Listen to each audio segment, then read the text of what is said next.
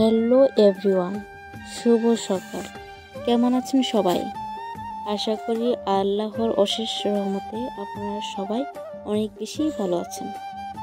আলহামদুলিল্লাহ, আমরাও ভালো আছি। চলে আসলাম নতুন আরেকটি ব্লগ নিয়ে।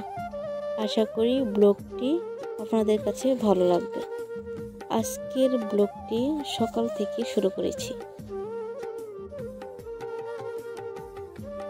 আজকে আপনাদের সাথে আমার মর্নিং রুটিন শেয়ার করব। সকাল শুরু হোক দ্রুত, দিন যত দ্রুত শুরু করা যাবে ততই ভালো। একটি ভালো দিনের জন্য বা সারা দিন ভালোভাবে কাজ করার জন্য সকালটা শুরু করা জরুরি। আমাদের দিন কিভাবে যায় তা অধিকাংশ নির্ভর করে আমাদের সকালের উপর। দিনের শুরু অর্থাৎ সকালকে সারাদিনের মধ্যে সবচেয়ে শক্তিশালী অংশ হিসেবে ধরা হয়। দিনের শুরুতে সকালটা ভালো না কাটলে পুরো দিনটাই যেন খারাপ হয়ে যায়। অল্পতেই বিরক্ত লাগে কিংবা মেজাজ খারাপ হয়ে যায়। আপনি যদি চান দিনটা ভালোভাবে শুরু হোক, তাহলে আপনার প্রতিদিনের রুটিনে কিছু অভ্যাস রাখা উচিত। এতে করে আপনি শারীরিক এবং মানসিকভাবে সুখী হতে পারবেন। সকালের ছোট ছোট কিছু অভ্যাস আপনার দিনটা শক্তিশালী করে তুলতে পারে। যেমন, আপনি যদি ঘুম থেকে উঠে ফজরের নামাজটা পড়েন, তাহলে আপনি দেখবেন আপনার দিনটা অনেক সুন্দর যাবে। এবং নামাজ পড়ার পর কোরআন তেলাওয়াত করতে পারেন, দিনটা আরও বেশি ভালো যায়। ভালো কাজ দিয়ে দিনটা শুরু করতে পারলে তাহলে সারা দিন ভালো যাবে। আমার প্রতিদিন সকালে ঘুম থেকে উঠতে হয়। গ্রামে থাকি তো বুঝেনি তো, গ্রামে একটু হলেও বেশি কাজ করতে হয়। এর জন্য সকাল সকাল ঘুম থেকে উঠে ঘর উঠান ঝাড়ু দিয়ে মুরগিকে আদা দিয়ে সকালে রান্না করতে বসলাম। আমাকে একটু মাঝে মাঝে গরু ছাগলকেও দেখতে হয়। আমার শ্বশুর তো একা একা সব করতে পারে না। আবার এদিকে একটু টুকটাক আবাদও করতে হয়। এর আগে আমার শ্বশুর ক্ষেতে পেঁয়াজ রোপণ করেছিল। যখন পেঁয়াজ রোপণ করেছিল তখন বৃষ্টি ছিলই না, দিন অনেক ভালো ছিল। কিন্তু পেঁয়াজ রোপণ করার পরে এত পরিমাণ বৃষ্টি, সব পেঁয়াজ প্রায় পচে গেছে। বৃষ্টির কোনো ভরসা নাই, এই জন্য আমার শ্বশুর এক পাশে পেঁয়াজ রোপণ করেছিল, অন্য পাশে আর পেঁয়াজ রোপণ করেনি। পেঁয়াজ রোপণ করার সময় এ পাশেও মাটি আগলা করে রেখেছিল যাতে রোদে একটু শুকায়। কিন্তু এত পরিমাণ বৃষ্টিতে সব মাটি একসমান হয়ে গেছে। এর মধ্যে 2-1 দিন বৃষ্টি ছিল না, তখন আমার শ্বশুর বাকি পেঁয়াজ রোপণ করার জন্য মাটি একটু আগলা করে দিয়েছিল। আবার খেতে একটু ঘাসও ছিল। পরে আমার শ্বশুর বলল, সকালে একটু রোদ কম থাকে, ঘাসগুলো একটু পরিষ্কার করে দিই আর মাটি আগলা করে দিই। আমার ছেলেও তার দাদুর সাথে ঘাস তুলছে, এদিকে আমি একা একা রুটি বানাচ্ছি। বেশিরভাগ আমরা ভাতই রান্না করি, মাঝে মাঝে একটু রুটি খাওয়া হয়। সেদিন আমার শ্বশুর বলে আসছে একটু রুটি বানাও। আমার এইটুক কাজের মধ্যে সীমাবদ্ধ, কিন্তু গ্রামে দেখি তো অনেক মেয়েরা বাড়িতেও কাজ করে, মাঠে ঘাটেও কাজ করে। গ্রামের মেয়েরা বাড়ির পরিবেশকে পরিপাটি করে রাখে, আবার দেখা যায় ক্ষেত খামারেও কাজ করতে অনেক পরিশ্রম করে। সেই ভোরে উঠে ঘর উঠান ঝাড়ু দিয়ে গরু সামলানো কাজ, আরও অনেক কাজ করতে। এসব কাজ করার পরও মাঠে ঘাটে কাজ করে থাকে, অনেক কষ্ট। গ্রামের অনেক বউদের দেখি গরুর কাজ করে তো করে, আবার গরুর দুধ দোয়ানের কাজও করে থাকে। একা একা রুটি বানানো আবার ভাজা সমস্যা হবে, এই জন্য আগে থেকে কয়েকটি রুটি বানিয়ে রাখে। গ্রামের বউদের ভোর 5টা থেকে উঠে কাজ করে, তবুও যেন কাজ শেষ হয় না। একটার পর একটা কাজ করে যেতে হয়। তবুও শেষ হয় না। একটা কাজ শেষ হওয়ার পর আরেকটি কাজ শুরু করে দিতে হয়।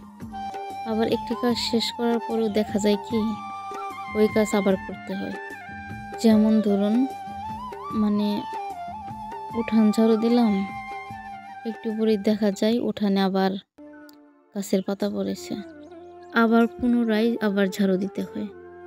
গোয়াল ঘর কিংবা গরুর গোড়াপাড়, গ্রামের ভাষায় বলে থাকে গরুর গোড়াপাড়, সকালে তো বাধ্যতামূলক পরিষ্কার করতেই হয়। সকালে পরিষ্কার করার পরও দেখা যায় কি একটু পরে আবার অনেক নোংরা হয়ে যায়। ডিম ভাজি করলাম, আজ রুটি দিয়ে ডিম ভাজা খাবো। রুটি দিয়ে তো ডিম ভাজা অনেক মজা, আপনারা তো সবাই জানেনই। এই ডিমগুলো অবশ্য আমাদের না, পাশের বাড়ির এক কাকির কাছ থেকে ডিম কিনে নিয়ে আসছি। ওই কাকির মাত্র 2টি হাঁস, ওই 2টি হাঁসি যে এত পরিমাণ ডিম দেয় কি আর বলবো। গ্রামে এই একটা সুবিধা, দেশি কিংবা টাটকা যে কোনো জিনিসই হাতের কাছে পাওয়া যায়। আর আপনারা তো জানেনই দেশি যে কোনো খাবারই পুষ্টি বেশি থাকে। আমাদেরও হাঁস ছিল, কিন্তু সমস্যা হয় তো এই জন্য বাপের বাড়িতে পাঠিয়ে দিয়েছি। বড় হলে অবশ্যই নিয়ে আসবো, তখন আর ডিম কিনে খেতে হবে না। আমি হয়তো একটু দেরি করে উঠি, গ্রামের অন্য বৌদির দেখি সেই ভোরে উঠে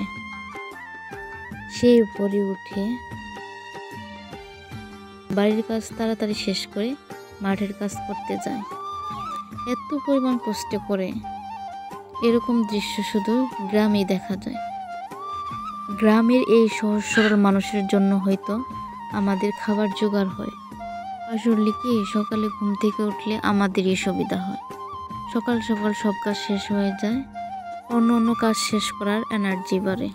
আর যদি ঘুম থেকে একটু দেরি করে উঠি, সব কাজ যেন এলোমেলো হয়ে যায়, কাজের প্রতি অনীহা হয়ে যায়, কাজে কোনো মনেই বসাতে পারি না। সেই দিনটাই যেন নিজের কাছে এলোমেলো হয়ে যায়, কি একটা যেন মনে হয়, অনেকটাই বিরক্ত লাগে, তাই না? কাজের প্রতি কোনো আনন্দ থাকে না। আর যদি আনন্দ না থাকে তাহলে কাজ করে কোনো শান্তি পাওয়া যায় না। আর গ্রামে কাজ না করলে হয়তো চলে না, এমন কতগুলো কাজ আছে না করলে না চলে। যেমন ধরুন গরুকে কিন্তু খাবার দিতেই হবে, অবলা জাতি, তাদেরকে আর কষ্ট দেওয়া চলবে? আর যদি বাড়িতে শ্বশুর শাশুড়ি থাকে তাহলে তো আর বলাই যায় না, তাদের জন্য তো রান্নাবান্না করতেই হবে।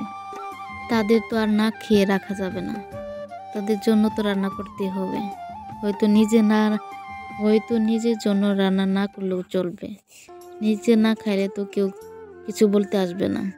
যদি শ্বশুর শাশুড়ির জন্য রান্না না করি তাহলে তো আর চলে না, শ্বশুর শাশুড়িও কথা বলবে, আবার আশপাশের মানুষও খারাপ বলবে।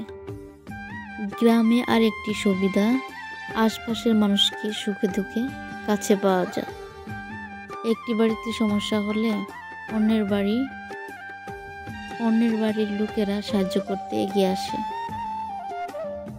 শহরে কিন্তু এরকম কিন্তু হয় না, একজন না খেয়ে থাকলেও বা অনেক কষ্ট হলেও একে অপরের সাহায্য করতে কমই দেখা যায়। আজ আপনাদের সাথে অনেক কথা বললাম, কথা বলতে বলতে আমার রুটি বানানো শেষ, খাওয়া দাওয়া শেষ। এরপর আমিও একটা পান খেলাম আর আমার শ্বশুরকে একটা পান দিলাম। পান খেতে খেতে আজ এখান থেকে বিদায় নিব। আপনারা সবাই সুস্থ থাকবেন, ভালো থাকবেন। দেখা হবে নেক্সট কোনো ভিডিওতে, ততক্ষণ সবাই ভালো থাকবেন।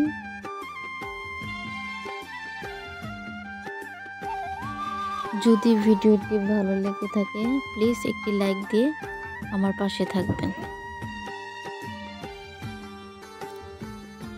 আল্লাহ হাফেজ।